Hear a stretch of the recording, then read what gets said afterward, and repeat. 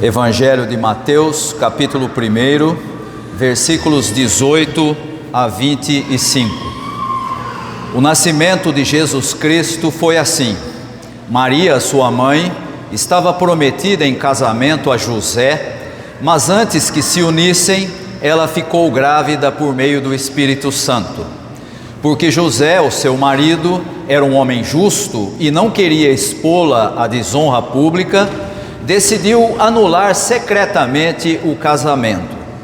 Mas enquanto pensava nisso, apareceu-lhe um anjo do Senhor em sonho e disse: José, filho de Davi, não tema receber Maria como esposa, pois o que nela foi gerado procede do Espírito Santo. Ela dará à luz um menino e você deverá dar-lhe o nome de Jesus, porque ele salvará o povo dele dos seus pecados.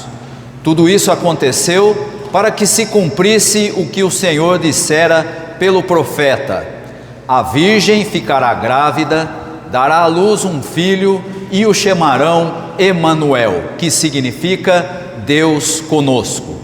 Ao acordar, José fez o que o anjo do Senhor lhe havia ordenado e recebeu Maria como esposa. Contudo, não teve relações sexuais com ela enquanto ela não deu à luz um filho, a quem pôs o nome de Jesus. Se os irmãos prestaram atenção nas leituras que nós fizemos durante essa liturgia, vão perceber que em todas elas há algo que se repete. Sempre há a ideia de uma promessa que se espera que se cumpra. O texto de Isaías fala disso: virá aquele que nascerá da virgem. E agora o texto que nós lemos do Evangelho de Mateus cita exatamente aquele texto de Isaías. Para entendermos esse texto é preciso entrarmos no mundo das promessas da época.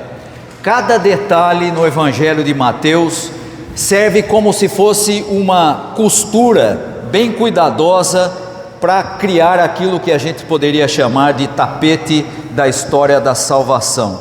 Este texto que nós acabamos de ler do Evangelho de Mateus é uma interpretação do cumprimento do Antigo Testamento e revela como a vida de Jesus era entendida na época da redação do Evangelho de Mateus. E o que é que as primeiras comunidades cristãs estavam tentando expressar ao contar essa história? O que se vê aqui nesse texto não é uma lenda, mas uma narrativa que carrega as convicções mais profundas da fé que estava nascendo, fé que era fruto justamente do ensino de Jesus. E o personagem principal nessa história, nesse texto, é José. José é apresentado aí como um homem justo. O drama central gira em torno de José sendo descrito como justo. E ser justo não era sinônimo de perfeição moral, mas sim de fidelidade verdadeira à aliança. Significava viver de acordo com a lei do Antigo Testamento e em todos os relacionamentos e em todas as decisões.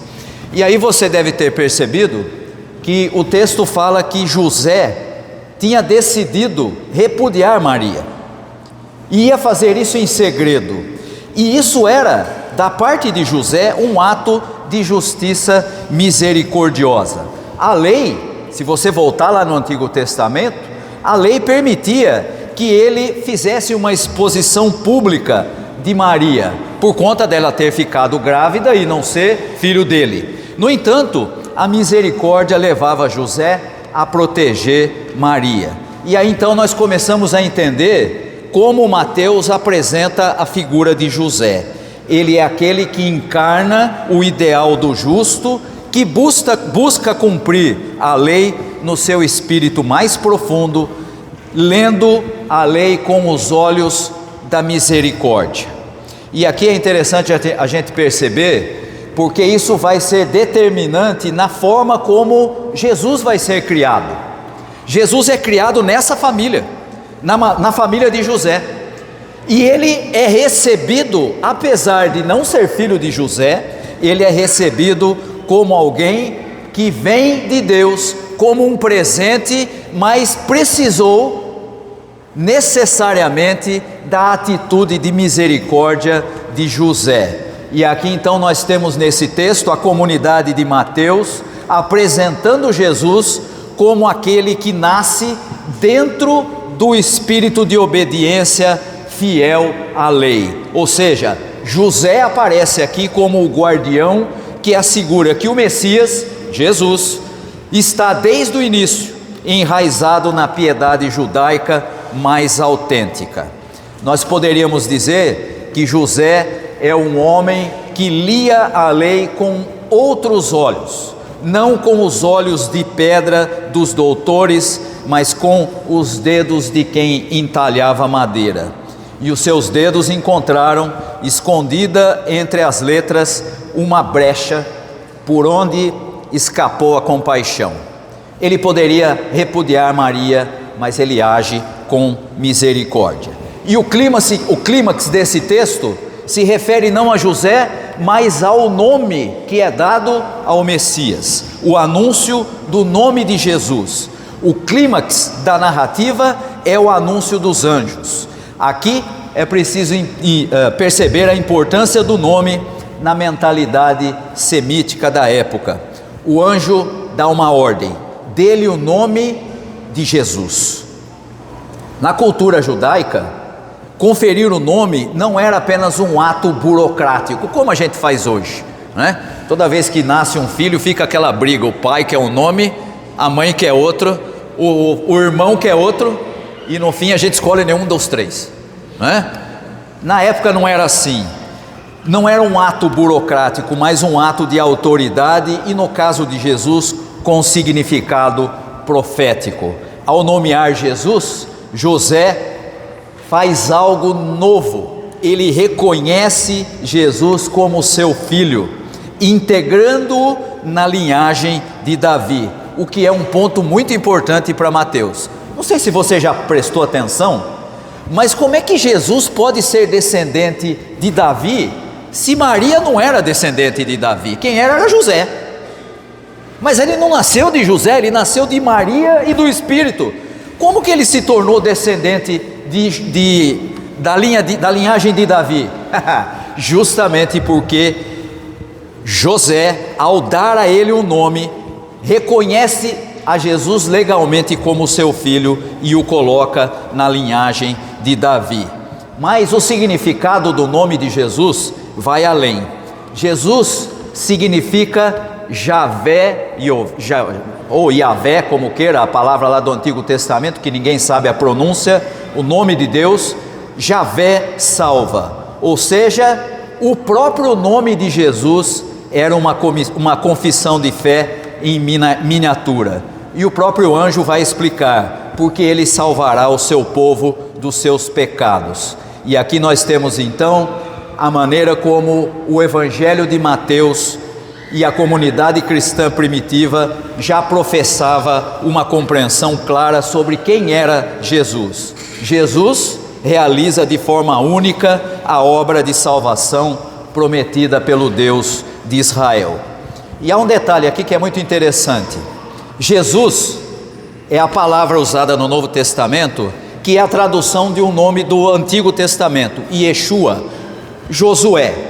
Jesus, Yeshua, é Deus salva, não é Deus condena, não é Deus pune, não é como muita gente diz hoje, Deus dá prosperidade, também não é o Deus que domina, o Deus que impõe a sua vontade sobre o povo, é o Deus que salva. Antes de qualquer sermão, antes de qualquer igreja, já havia este nome e a certeza de que o último nome por trás de todos os nomes é salvação. Esse nome é fundamental para entendermos como deve ser a vida da comunidade que afirma segui-lo. Mas o texto ainda segue e diz que o nome de Jesus tem um significado ligado lá com o Antigo Testamento, e é retomada a citação de Isaías, capítulo 7, que nós lemos aqui e que é citada aqui no texto. Ele é o Emanuel, o Deus conosco, e essa é a chave teológica usada por Mateus. Escrevendo para judeus cristãos, ele usa aqui a fórmula do cumprimento. Vai aparecer isso de maneira explícita no versículo 22, quando ele diz que era para que se cumprisse o que foi prometido lá no Antigo Testamento. E então Jesus é apresentado como o clímax da história da revelação divina. O Deus conosco não é apenas uma presença amigável, mas a realização da promessa da presença gloriosa de Deus no meio do seu povo, agora de forma pessoal e encarnada. Aqui aparece uma coisa muito interessante que tem conexão com o Antigo Testamento. Lá no Antigo Testamento, quando Israel fica durante um período longo no deserto e é direcionado dentro do deserto pelo próprio Deus, a presença de Deus estava ligada a um espaço que era provisório, que era o tabernáculo. E a palavra usada aqui é exatamente essa: o Deus conosco é aquele que vem tabernacular, ou seja, ele vem habitar no meio do seu povo, como acontecia lá no deserto com o tabernáculo. Era o momento em que eles reconheciam que Deus estava ali. Não era algo fixo, não era um templo, como vai acontecer em Jerusalém, mas era o Deus que caminhava junto com o seu povo. E é exatamente esse o significado do Deus conosco. Ele é aquele que está no meio do seu povo, que caminha junto com o seu povo, o Emanuel, o Deus não no alto do monte, inatingível, também não no fundo do mar, inalcançável, mas aqui, na pele de um bebê, no calor de colo de uma mãe. Deus conosco, como se Deus tivesse dito: o céu é grande demais para mim, quero morar no quarto apertado do seu coração. A eternidade, afinal, cabia no colo de uma virgem.